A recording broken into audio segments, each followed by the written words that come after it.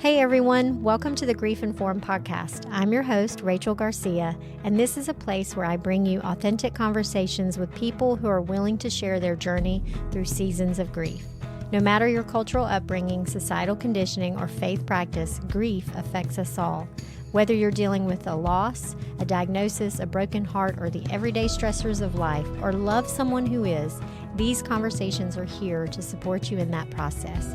So be sure to check out the show notes for potential trigger warnings. And whether you're very comfortable with or deeply avoidant of grief and its many responses, you are welcome here. Thank you for being here, and now on to the episode. Hey everyone, and welcome back to the Grief Informed podcast. I'm your host, Rachel Garcia, and I am very excited about my guest today, Eric Hodgdon. How are you doing? I'm doing well, Rachel. So good to be with you today. Coming to us from Tampa, or just outside of Yes, Tampa. yes. I want to read your bio for those listening and get this incredible information that you do as a resilient advocate for those grappling with the profound impact of loss, intimately understanding the challenges that accompany the grieving process. Your personal journey took a powerful turn in early 2014 when you tragically lost your 15-year-old daughter, Zoe, to suicide. Frustrated by the prevailing narrative that merely surviving grief marked the endpoint of the journey, you embarked on a mission to redefine and expand what grief support can be. Over the last decade, you've dedicated yourself to transforming the way we approach grief. Through coaching and training, you've empowered thousands of grieving individuals to overcome the mental hurdles that impede progress, enabling them to navigate the formidable challenges that accompany loss. You have shared your insights twice from the TEDx stage, of which that's how I found you.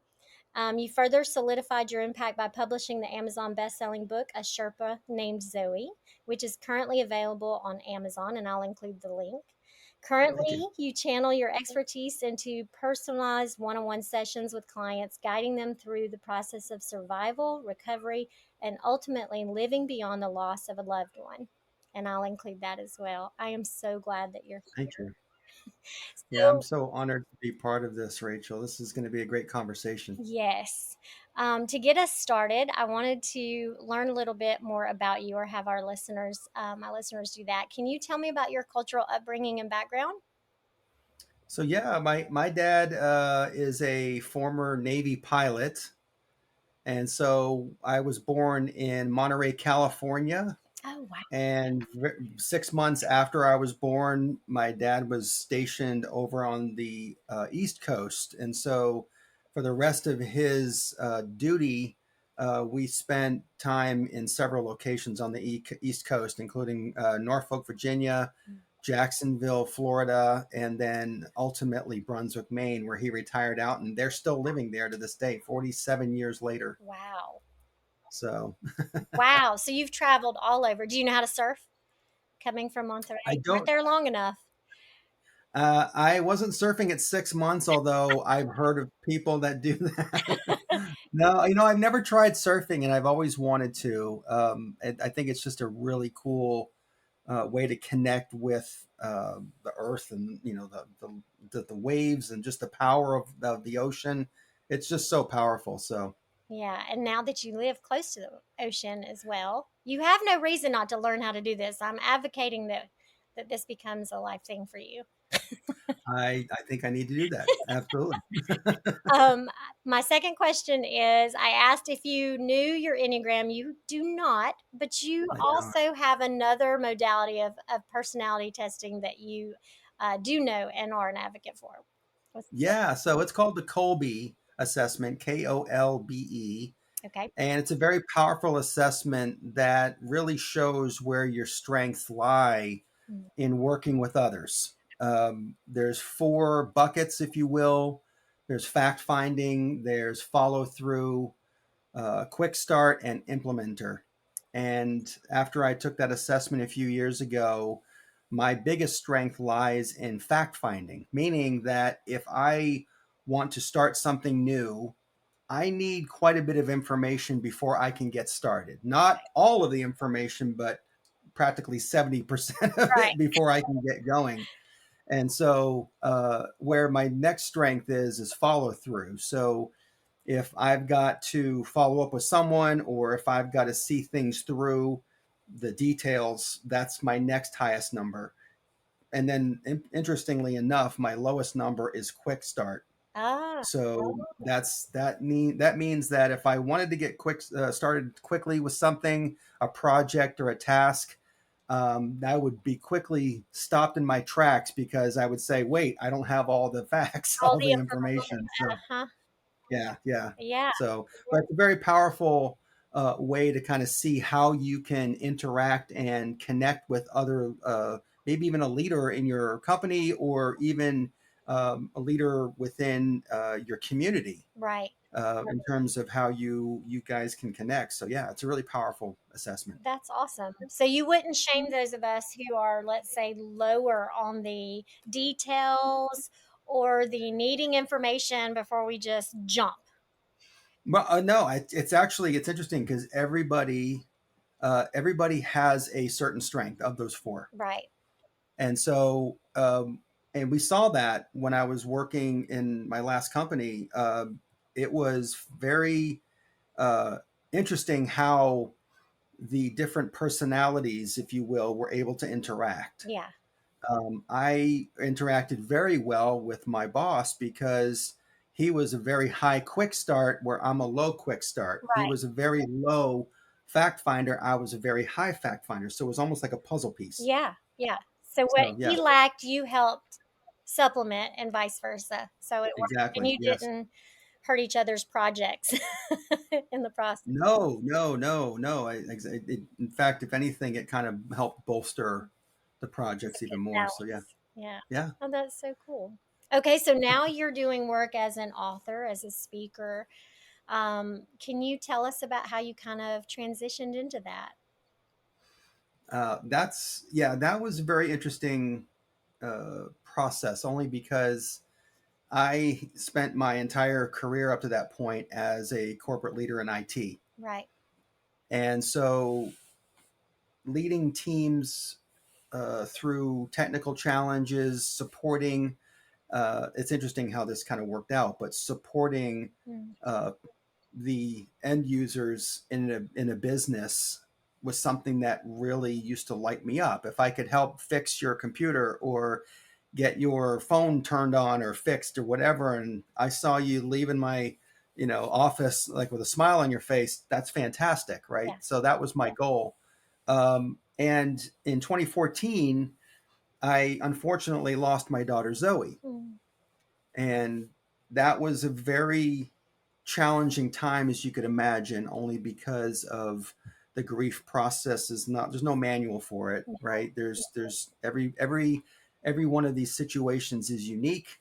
Every one of these setbacks presents its own challenges based on your own capacity to navigate them. Mm. In some cases, lack of capacity, just because of just circumstances throughout your life. But that was a very transformative time for me, because when I got back to work, Mm. I really understood what was most important in life. Right. It just became crystal clear in a very short period of time that if somebody was upset because their computer wasn't working, Yeah. is that really the most important thing right Right. now? Right. So it just, I questioned a lot at that point. Mm. I still wanted to help people, and so excuse me, and so sorry, You're fine. and so about a year and a half after I lost Zoe, I attended an event out in Dallas and was introduced to a storyteller, and the light went on, Mm. that I wanted to talk about Zoe. I wanted to talk about the impact that she had on my life and her friends' lives and our family's life, and just who she was. In fact, in Greek, the name Zoe means life. Right. And so I wanted to honor her life as much as possible. Yeah. And for me at that point, sharing not the details around losing Zoe and the struggle that she was facing, but who she was as a person to the people in her life Right. and her impact. Hmm. And that just lit me up, and I was able to share my story from the stage in 2018 at a TEDx event. And at that point, I wanted to start coaching others because other people were asking me, sorry, throat's really dry right now. So other people were asking me how I could help them navigate their loss Right. as well. Right. And that's how I found you, was through that TED Talk that you did in 2018. And just being able to see and hear your story was profound and transformative in understanding the circumstances but how you were able to process through that and move forward. And there were Mm, several things that you said that were um, just life changing for me in a time when I desperately needed that message, not mm. having experienced the same thing, but just understanding grief. Yes. And one of those, in being to how you shared about Zoe's impact even after her passing, and how that how she impacted others even after her death. Can you tell us more Hmm. about Yeah. There's a lot of realizations that take place in the grieving process. And by the way, grief is not um, relegated to just losing a loved one. that? Right. You can lose your a job. You can lose a relationship. Um, you can lose yourself to some degree. And so uh, there are times when in life when these losses almost provide a reset for you in a way. And you have to navigate your way through. Let's put it this way: when you go through a loss of any kind, whether it's a marriage or the loss of a loved one, you are pretty quickly transported down into like a pit Right. of that grief, right? You just feel like there's no hope for your future. You feel that maybe this is going to be the rest of your life. You're going to feel this way. You're going to feel almost as if um, there could be some anger in there. The sadness is definitely present. Right. And so finding your way back out of that abyss is very challenging, but every step that you take, another part of that weight comes off of your shoulders. Yeah. Every breakthrough that you experience allows you to accelerate your movement forward and some progress towards healing. Right. And so it's very important, I believe, to when you go through some sort of loss, that it's important to kind of assess the other losses that you've had in life and what you've gleaned in terms of what you've learned Right. in that, and building yourself towards resilience. And that was my experience. That's what I wanted to share on the stage in 2018, was that look, we have to find a way to get up after the loss of a loved one, Right. because it is the pain is not serving us. And I know that it's not easy, but if we just take one step forward each day, even literally surviving it initially is progress, Right. Right. because there you may feel like you don't want to go on yourself. Right. Well, and one of the reasons why it was so profound is, I mean, I can, as a parent and having teenagers, um, currently have a 15-year-old daughter, it hits Mm-hmm. this, there's this resistance to even wanting to hear of that kind of loss, because just thinking, I know my own, like, can I survive that? Could I Mm-hmm. survive this happening? There's a, when people approach other stories, I personally Mm-hmm. know it's how I've approached it. I know it's true for others. It's almost like a something you don't want to look at. You're afraid to look at because it makes you Right. question your own survivability. And Right. especially as it relates to suicide, I'm curious, were there any of other people's their own beliefs or judgments that you had to face that was compounding of your grief, or ways that Mm. were people and the stigma related to suicide, did that have an effect um, for your own journey? I would say early on that there wasn't much of that coming towards us. I think it was shock. Yeah. Um, I, Over 900 people came to Zoe's wake. Wow. The service took place around the corner from where Zoe grew up Hmm. and where I lived for several years while I was married to her mom. Yeah. And never at any point in the 9 years that I lived there was there ever a two line of cars on the road, Mm. parked cars, and 900 people came to her wake. Wow. That just tells me the impact. And so the other piece of it was that I don't know if I was going to be very tolerant of that type of behavior Yeah. or lack of understanding on people's part. People, I do understand that it does make you angry. As a dad who lost his daughter, I had moments when I was angry Right. that Zoe took her life. Mm. When I don't understand something, when humans don't understand things, we typically default to fear. Right. And that fear could open up anger. Yeah. And that anger gets expressed in whatever way it's going to get expressed.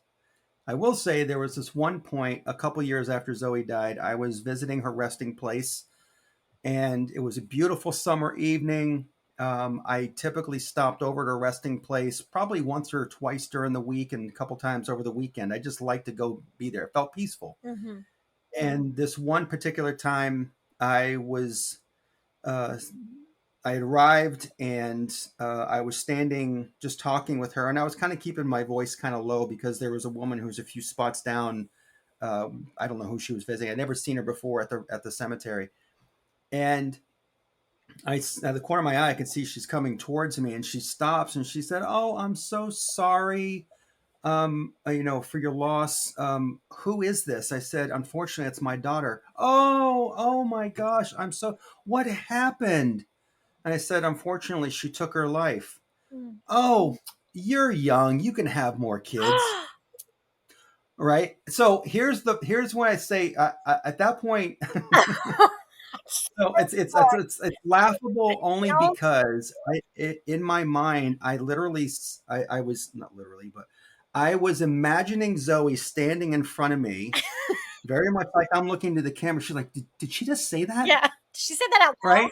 And so, right? Did I just hear what? And I think she realized as soon as it came out of her mouth what she had said. She's like, "Oh well, have a good night." yeah. Oh my. I'm sure I shot her a look like, really, but um, I know there were some other people that have claimed that, um, if Zoe was more attached to faith, that this wouldn't have happened. Right. Or if she wasn't depressed, this wouldn't have happened. If. Right. I don't know. I would imagine that to some degree, all of it is included in this. Yeah. But that is wondering why. Yep. And that why is never going to get answered, Rachel. Mm. What is going to get answered is what? What am I going to do about this? Mm. What am I going to do to honor Zoe? What am I going to do to get back up? What am I going to do to survive the next day, let alone the next hour? Right. Because it's okay to do that. Yeah. Mm. Okay, so that reminds me, in your talk, you said, "Will I survive this? Do I even want to survive this? What kind Mm-hmm. of dad lets his daughter die?" Some questions Right. you might never say out loud because they're too dark, or they only amplify the pain to excruciating levels. And so, Yes. like, clearly you got to a place where you could ask those whys and ask them out loud and handle Mm-hmm. those. What do you have to say looking back on having that be part of the process? Are those dark places and conversations and questions? It's a reality of grief. Mm. You're not crazy. It's just a reality. You are an emotional being. we process grief in a similar, I say similar manner, meaning we're all wired the same way. Right. We all have questions, and it's absolutely normal to go to those dark places Mm. because that's just the way our brain works. It's trying to find meaning. Right. Right. It's like, well, if that's the case, then that must be the case. Right. And then your brain kind of takes another skip. Well, let's open just one more door. Let's just go keep one more layer going. And then it can become a slippery slope. Mm. Yeah. And that's where it can be a little bit hard because some of those questions are so dark. Yeah. You're like, whoa, Yeah. whoa. Maybe I shouldn't have had Zoe in the first place because I wouldn't be in this place today. Mm. Maybe I should have known better. All these They should. what ifs Mm. and whys and um and some whats too. Like, what kind of dad lets his daughter die? That was a very real question that honestly it felt more painful to ask that question. Mm.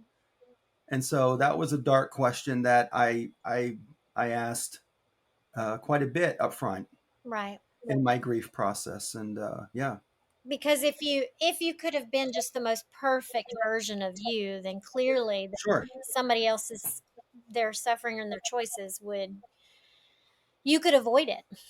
But that's sure. not And we all wish we had a crystal ball. right. Look, I heard something recently, Rachel, and forgive me because I don't know the source, but I heard somebody say that when somebody says they do the best that they can, that's not necessarily good enough. But as a parent, and you know this, Hmm. even though the kid looks like us and sometimes behaves like us, they learn from us. Right. And we are only as good as our highest level of education, training, um, uh, coping skills, level of coping skills, level of resilience, strength, you name it. Mm. And so we bring all of what we have at the time when we have our children to the table. Right. If it's resolved or not, those are our defaults. Yeah. And if we don't know any better, we can't do any better. Right.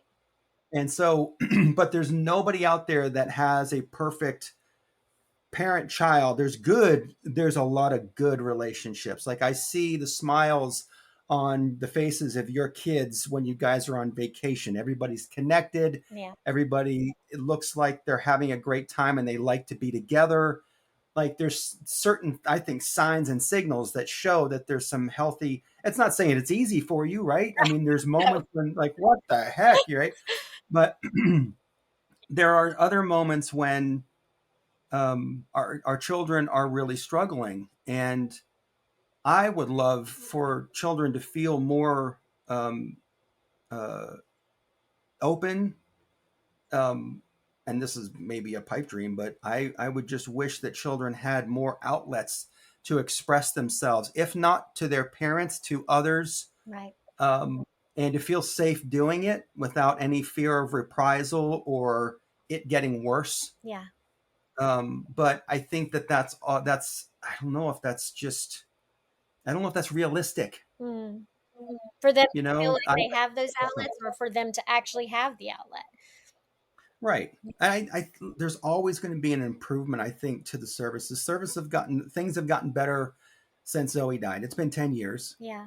and there's been certain things that have gotten better. There's probably some things that have gotten worse. Yeah. But I think that I don't. Let's go back to the topic of stigma around suicide. It I look at back on it now. I don't blame Zoe. Mm. I kind of get it, Yeah. um, and I absolutely forgive her. And I hope she forgives me. Yeah. And that's a big component, I think, in suicide. A big component in suicide is to be able to not only forgive them but to forgive yourself Right. because you could only do as much as you could do at that point. Yeah. Yeah. And oh, absolutely, I'd love, if I could. if Zoe was here today, I probably have a lot more tools to be able to help her cope with struggle. Yeah. But That's not that wasn't the case. That's not guaranteed, you know. So yeah, you're right. Yeah. I think too, and I heard Brene Brown actually just a recent podcast that she did where she went to the research to find out if it's true. She got it in her head to ask people, "Do you think people are doing the best that they can?" And she Mm, went to the drawing table, came up with the research, and it showed that overwhelmingly most people who feel happier with humans hmm. overall choose to believe that people are doing the best that they can at the time. Yeah, It's very yeah. freeing. Yeah. So I mean, when when we're growing up, uh, you know, there are different views on what's considered failure. Right. And if you're able to wake up in the morning and navigate the day, no matter what your socioeconomic status is, no matter how much money you have, no matter what you do for work, nothing. Right. Um, uh, if if you're able to navigate a day, that takes courage. Yeah. And there are going to be days when you're like, why am I even here? Sure. You know? And so then there's other days when it's like, I'm really glad to be here. Oh, I get it. Yeah. And so I think that it's really important that we have to find some sort of give ourselves a break Hmm. as much as possible. That we did everything we could. We're still doing everything we can today. This isn't the Matrix where we can plug something in the back of our heads and learn how to fly the Helo in 30 seconds from Tank because he uploaded the. We can't do that. That'd be cool, Yes. but I love I mean, I'd love to, but then all of us would be so super smart that there probably wouldn't be any problems. But again, Yeah. but yeah. So A it's perfect world. that's a perfect world, and we don't live in a perfect world.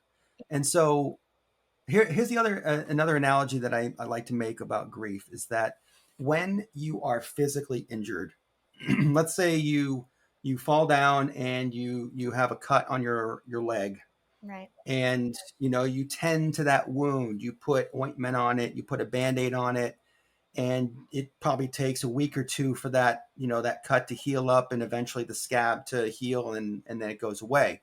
Maybe there's a little bit of a scar there. Internal wounds, you can't see them. Yeah. And so a lot of times the expectation from others is that, oh, it's been 6 months, shouldn't you be over this by now? Mm. It's been 2 years, don't you think you should be over? No, this is something that you carry with you for the rest of your life. Right. It doesn't mean that it's weighing you down every single day, Right. but the beginning parts of this, just like a physical wound, it hurts, there's pain, Right. and it takes time to heal. Right. And I would say that emotional wounds probably take 4 to 5 times longer to heal, even longer than that, than physical wounds, depending on the severity. Right. But losing a loved one is a deeply emotional wound. Yeah, absolutely. And one you've seen people get stuck in, you said that there was a grief survivor study that said 63% of participants were just surviving after loss, Hmm. trying to make it to the next day, some to the next hour. And then this Hmm. is your quote. You said you remember being in a fog after her death, after Zoe's death, wreaking havoc Hmm. on your life, and even having phantom pain in your body. And you believe that's where a lot of people get stuck, and Hmm. knowing that there's no timeline on grief, we can both agree to that.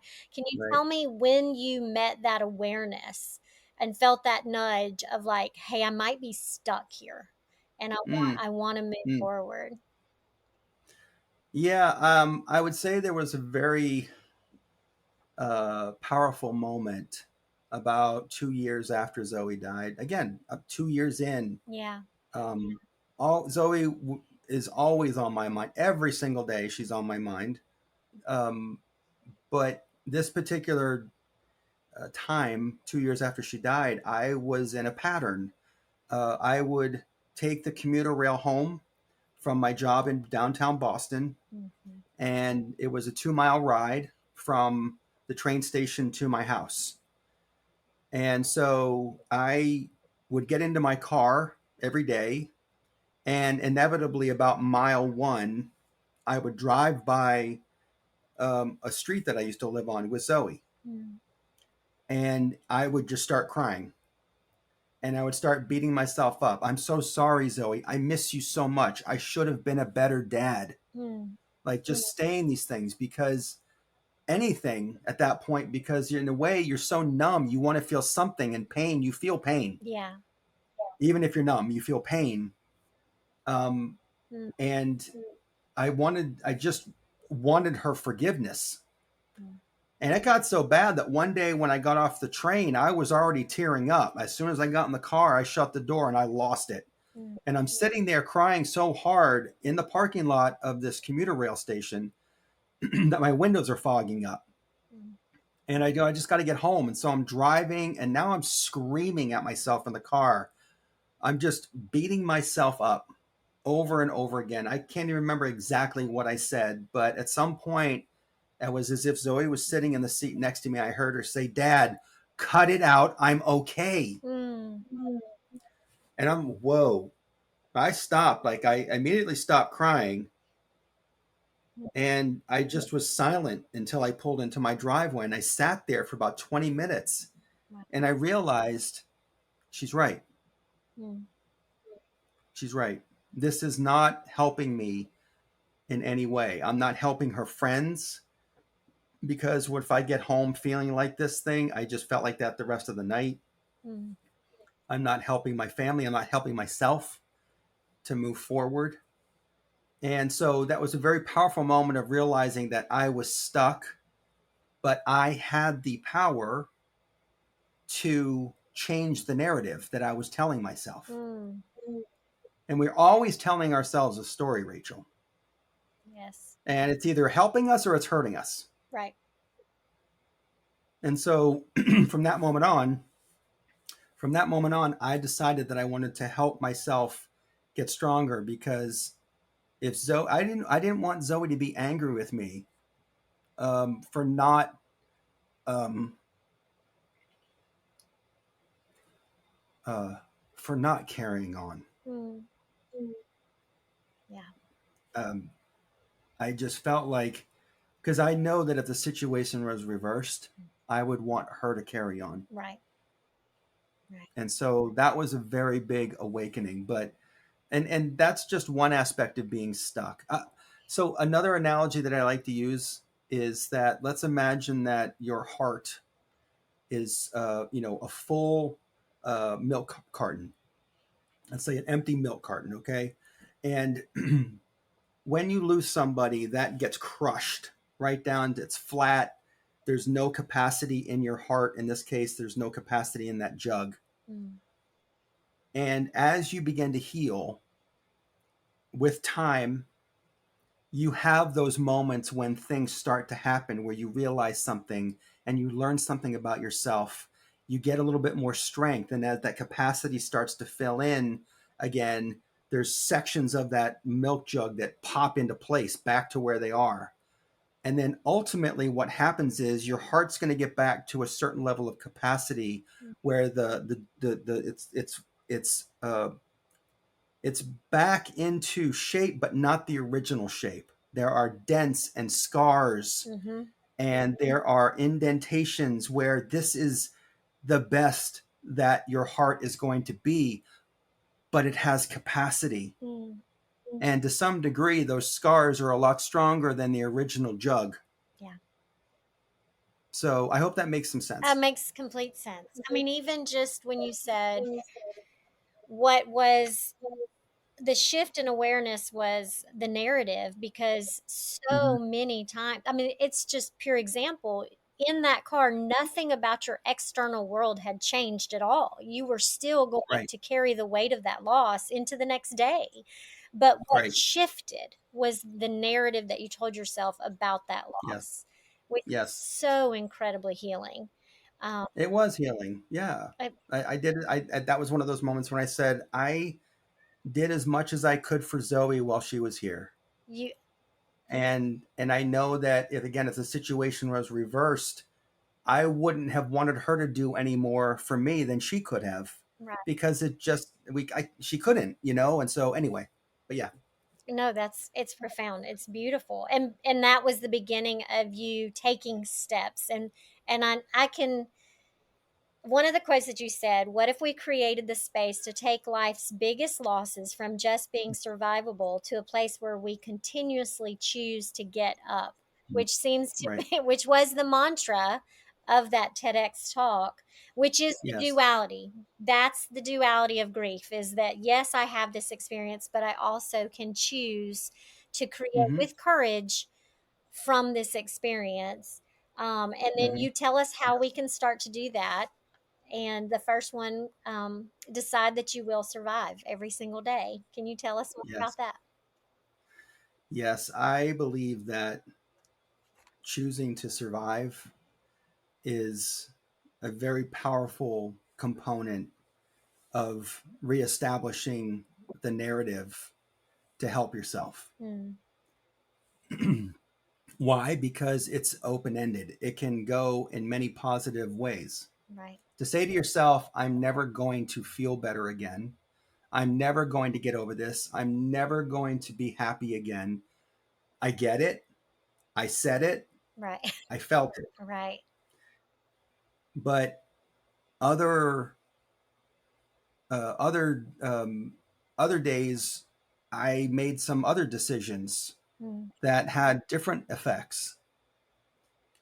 Choosing to get up in the morning and put your feet on the floor and get dressed and go to school or go to work and carry on with your day, that does take courage, like you were saying. yeah, And so, choosing to survive, what other option do we have?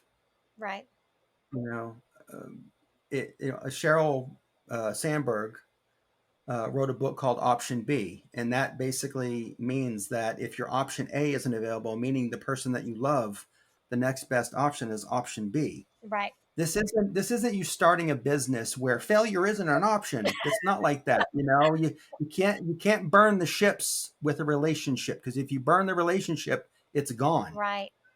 right? But in loss of a loved one, even though it's not the same thing, Mm, there can be tremendous amount of strength and resilience and gifts that come in option B, and that's exactly what has happened over these last 10 years. mm, The people and the relationships that I've established, the relationships that have been mended, um, the you and I probably wouldn't be talking, right, right? Which I'm hopeful that this conversation can help somebody just move forward just a little, even just a little bit. That's good, right? right. So um, we have to choose to survive every day, even if we don't have anything going on in our lives. Mm, We still have to make that choice every day that we're going to continue to move forward. right, Because if you have, you don't have to have a goal per se, but if you have an idea of that, I had an idea. I want to feel better. I want to have better days. right. I want to be able to honor Zoe and myself at the same time. Hmm. And that's okay to do that. So, Yeah. how can I do that? I have to survive. I have to choose to survive every day. Did you talk about the heart and the capacity growing as as you're being with that grief, and did you find that your heart had to grow in its capacity for hopefulness and for that building up of into creating a life that you truly just enjoyed, which I know is kind of a segue into your second point that you made about exploring your badass self as point Hmm. number two, being able to create more things that you enjoy in your life. Did you feel like over time you got to build that capacity, or was it like a one day I decided and then boom, I was just experiencing so many things I love to do? No, that's a really good question.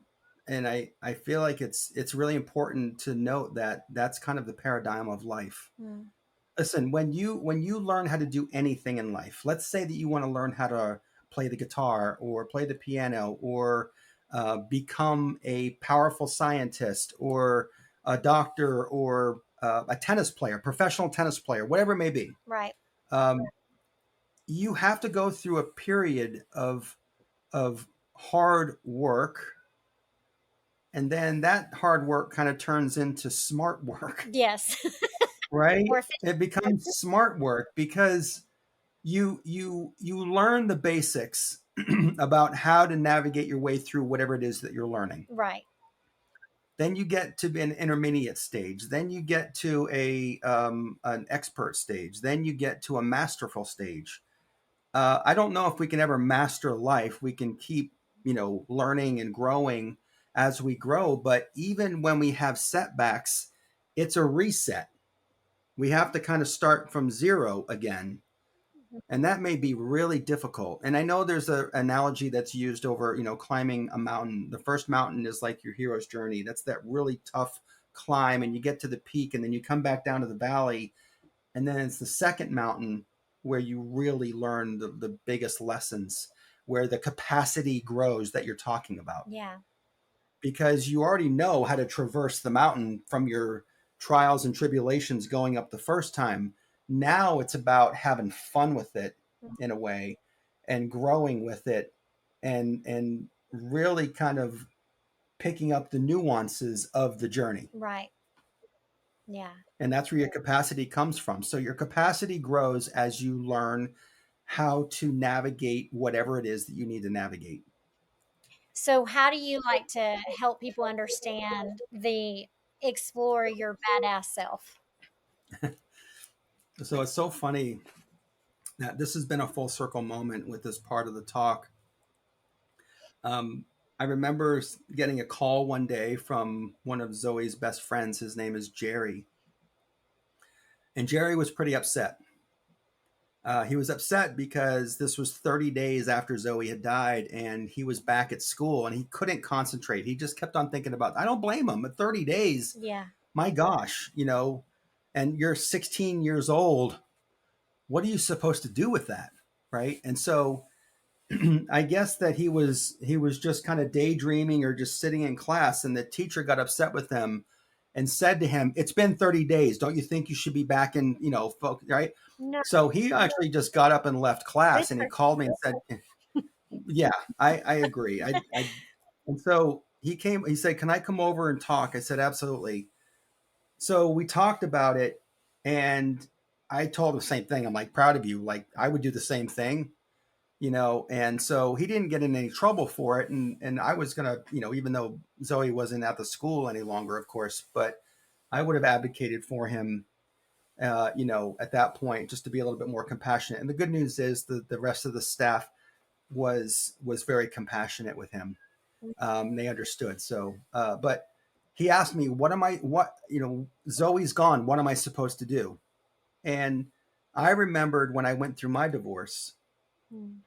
I asked the same thing of my therapist, and she said, Eric, you're going to get up in the morning, you're going to put your feet on the floor, you're going to get dressed, you're going to go to work, you're going to come home, you're going to have dinner, you're going to exercise or watch TV, then you're going to go to bed, and you're going to do that over and over and over again Mm.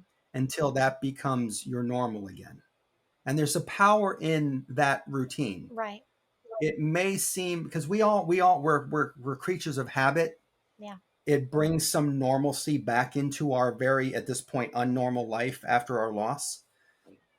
And Jerry, I know in my talk I said this, that he had his sights on Europe touring with his band. He just finished up his first European tour, Wow. and he's playing with a band that has been around for 30 years. Really? So yeah, Do you get to so tell he's us which band that is? I mean, like, well, it's are we just kind of allowed it's kind of funny because it's a heavy metal band, to know? Okay. and the band's name is Atheist. I'm just saying that's what it is, but it's a very popular band. But that was like one of the bands that now this kid, he has all of the Pink Floyd albums memorized. He can play the solo. I mean, he's just an incredible guitarist. But for him, I said, you're going to get up in the morning, you're going to get dressed, you're going to go to school, you're going to come home, and you're going to practice the guitar for hours like you have since you were 4 years old. Right. And then you're going to do it over and over again. Right. And that gave him something to look forward to. Yeah. And so for him, that's how he explored his badass self. He decided to choose something that brought some sort of passion into his life because that was what he could always turn to Mm. for some support if he couldn't talk to anybody else. Like it's a it was a way for him to build up his own uh, normalcy again, sense of normalcy. Yeah. And so when you explore your badass self, what you're doing is you're building that strength of normalcy back into your life. What was that for you? I it was the coaching, the speaking, and the training. Oh, okay. Yeah. So here, the other part of this that was pretty interesting is that across the street from my house, there was a young man. His name is Noah Hannafin. Some people might recognize the name because he's now playing in the NHL. And so, but Noah, when I moved into that house, Noah was outside practicing like any 10-year-old would be practicing, shooting pucks on net and all that stuff. But the difference was is that Noah was out there every single day. Rain, sun, Oh, wow. snow, sleet, wind, hurricanes, whatever, right? This kid was out there shooting pucks on net or practicing. Yeah. And and after I lost Zoe and I started to get into speaking and training, I was struggling because I was still working in a corporate job and I wanted to do more of this. And I found myself being inconsistent. Mm. And so when I remembered that this it that Noah had to push back on resistance every single day. Wow. He wanted to hang out with his friends. He wanted to go out and do some things and play and all that stuff that that young kids should do. And every once in a while he did that, but he had a bigger goal and a bigger dream. And for him, that hard work would paid off. And so I'm like, okay, well, I need to consistently sit down and write my book. I need to make sure that I, put my butt in my seat and start typing. Even if it's a page, it's still progress. Right. So it's the consistency that I think actually helps bring that normalcy back. Right. But if something that you were that lit you up, like you said before, just like the IT, now it was the coaching and this way. Yeah, I was helping people in a different manner now. Yeah. Yeah, Yeah. And helping people in a different manner from, instead of helping somebody to get their computer fixed, I could help them get to a breakthrough moment where they felt like, oh, actually, I actually now have energy and direction to know what I need to be doing moving forward yeah. so that I can get to my better days, so that I can get back up and live beyond my loss. Right. Yeah. Okay, so that segues into your last point of realizing that you're not done. The Mm, the quote is, when you accept that you have a purpose for being here, even if for 15 years, you're on your way mm. to getting up regardless of the struggles that you face.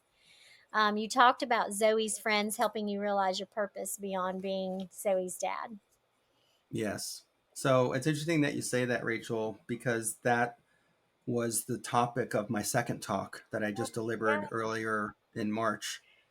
And one of Zoe's friends came to me and she standing in my kitchen, what are we supposed to do with this? Mm, And that is a question that sent shivers down my spine yeah. because this is 2 weeks after Zoe took her life. And now I'm facing one of her best friends who's falling apart and confiding in me that she was planning on taking her life before Zoe did. Oh, wow. And so ultimately, what happened with her is that she realized that just within hours of finding out about Zoe, she realized that if she took her life, the pain wasn't resolved in her, it was transferred. Mm, And so she resolved herself to stay alive. And then, standing in my kitchen that 2 weeks later, she wanted to know what she needed to do with this because she wanted to live beyond the loss of Zoe and do more. And and be more. And so she wasn't done yet. Yeah. And I wasn't done yet. Like when I told her name is Beth, when I told Beth, look, no one's going to hurt themselves, right? But here's what we're going to do. You and I are going to stay in touch with each other every single day until we don't need to. Mm. And then I could see her kind of relax, like, okay, so somebody's got me. Somebody, somebody can watch. So it was her friends that pushed me to think differently about why I was here. Yeah. And this happened so quickly after Zoe died. It was like collectively they remind me of her. Mm. And little bits of, personality, little stories that they shared with me. Mm. Zoe drawing penises on the wall in the hospital. I'm like, dude, no. Which she vehemently denied. I'm like, yeah, okay, okay. But that was something that helped keep those kids going. Right. And for those that don't know the TED Talk, you were sharing that when she was in the hospital for herself, she was helping other teens that were obviously scared to be there, to be admitted Yep. in that part of the hospital, like just all of it. She was Yeah. the one that was helping to disarm their fear. Yeah. Yeah. And she did it. Even if she wasn't at 100%, she was like, I got you. Yeah. It's not that bad here. Yeah. And she was kind of trying to make them laugh too. And she had a very unique way she had very dry sense of humor. Yeah. And, but she was like fiercely loyal as a friend and a sister. Mm. And I think that stuck with those kids. I'm still, one of her friends just reached out to me yesterday telling me that she's pregnant with her second child, Oh, and I'm like, this is just a powerful, uh, representation of life carrying on. Life does go on, yeah. and it doesn't happen overnight. It takes time, but time can't be the driver of your healing. It's a companion. Right. And so we have to take steps, Mm. and they don't have to be gigantic steps, but we can only take the next step in front of us, which we do that on any journey we take, anything we learn how to do, any yeah, anything. So we can't just climb that mountain in one big step. Right. And I love that. Time is not the driver, but it can be a companion. That's Hmm. powerful. Okay, so the last quote that I have. Imagine making an impact with just one person because you chose to get up from something that didn't just happen to you, but for you. Mm. Decide to survive the things that aren't supposed to happen in life. Immerse yourself not just in the heartache, but the heart songs that you can play over and over again. And put your hand on your heart. That's your reminder that you're not done either. In Mm. Greek, Zoe means life. And I know Zoe would be pissed off at me if she knew I was wasting all of those good memories of her life and not living mine. Hmm. That is so profound. Mm. Thank you for sharing I, that. I You're welcome. I don't know, Rachel. I think that goes back to that. What I was saying a little earlier was that, if the situation was reversed and I wasn't here and Zoe was, Mm, um, I would want her to carry on. yeah, I would want her to be happy. I think they want the same for us. Obviously, I don't know, right. but it's okay for me to have that hope. Yeah, absolutely. In a hopeless situation, it is okay for you to have hope. Right. And you have to be the generator of that hope. And I think there's some others that can kind of help kind of reinforce that for you to empower you to have permission to heal. And I think that's really important because a lot of times, no, I can't, because if I let go of the pain, then I'm going to be let going of the person. You're never going to let go of the love that you have for someone. You shared with me the story of someone you were coaching that had lost a husband for how many years before they, 30 years. and they had not dated anybody, had not put themselves out there. And then what did they discover? They discovered that um, what her name was, Lynn, and Lynn was just, she was stuck. I call her Lynn. I can't use her real name. Yeah. But Lynn was really stuck because, and her husband died when she was younger, so she wasn't old. She was in her mid 50s, and but her husband died like almost 30 years before. I think he died suddenly from an illness or an accident. I can't remember one of the two, but um, when she ever thought about moving on, the pain of moving on Mm. felt greater than just holding on to, no, I can't carry on. Yeah. And it was almost as if she was stuck on day one. And when we were talking, I shared a similar scenario with her. I said, "So, Lynn, imagine that Danny was here and you're not. Would you want him to be happy and to carry on?" "Oh my gosh, yes. I wouldn't want him to be upset and carry on." And then it kind of the light went on. She's like, "Oh my gosh, Yeah. I can't believe." Now I had to work with her because there's 30 years of regret by not, carrying on, Right. but it that really wasn't that difficult for her to get through, at least that piece. It took time, but instead after that we talked like 2 weeks after that, and she said that anytime she started that narrative Yeah. of, I can't move on, I can't move on, she remembered that her Danny would want her to be happy. Yeah.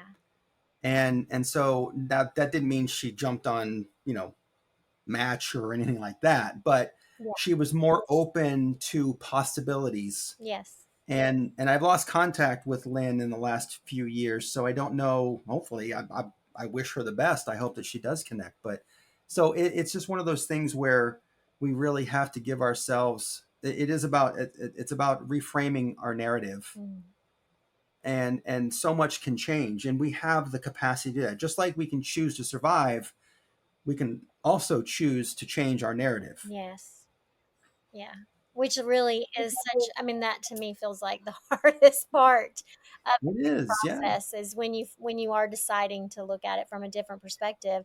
But as you said, Mm, opening your heart, even if just I don't know where I heard the phrase, opening it even if just 10% more, just opening up to the possibility of mhm. something that feels hopeful and feels like Yeah, it could bring you joy is absolutely. is healing, is a step in that Mhm, direction. So if you speaking to somebody who's listening who might find themselves in the middle and the day after or the months after um, mhm, of a unimaginable experience or loss, or I love how you also include just grief being about any kind of loss, not necessarily mm, death. um, what would you want them to walk away with today? mm. Uh, to give yourself permission to walk this journey as you need to walk it. Mm, There's no one right way to navigate grief except for the one way that works for you. mm, yeah. And so there might be some that come in and want to offer help. Um, there might be some that come in that want you to do things their way. Um, but this is a very personal, emotional, Mm, and non-linear yes. journey. Mhm.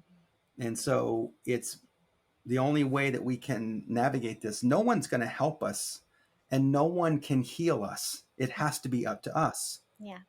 So, whatever that one way is that works for you, give yourself permission to try it and just to keep taking one step forward every single day. Mm, Waking up is courage. Waking up is courage. Remind yourself every day, I'm figuring this out. mm. And that can be a transformative way to navigate early grief and even later grief. Yes, I love that. Thank you so much. Oh, thank you No, you're for welcome. coming on the podcast and talking with us. I know, I mean, like Yeah. life changing. And I cannot wait for the second TED Talk to be released. Where can we find that? Where can everybody find that? So When? the second TED Talk, when probably within the next 3 to 4 weeks. This is early April of 2024. Yes. By the time this podcast is published, it's a good opportunity, a good chance that the TED Talk will be published at that point. But the title is going to be called "A Breakthrough Moments: Grief's Turning Point." Mm, I love that. I can't wait to listen. Thank you so much.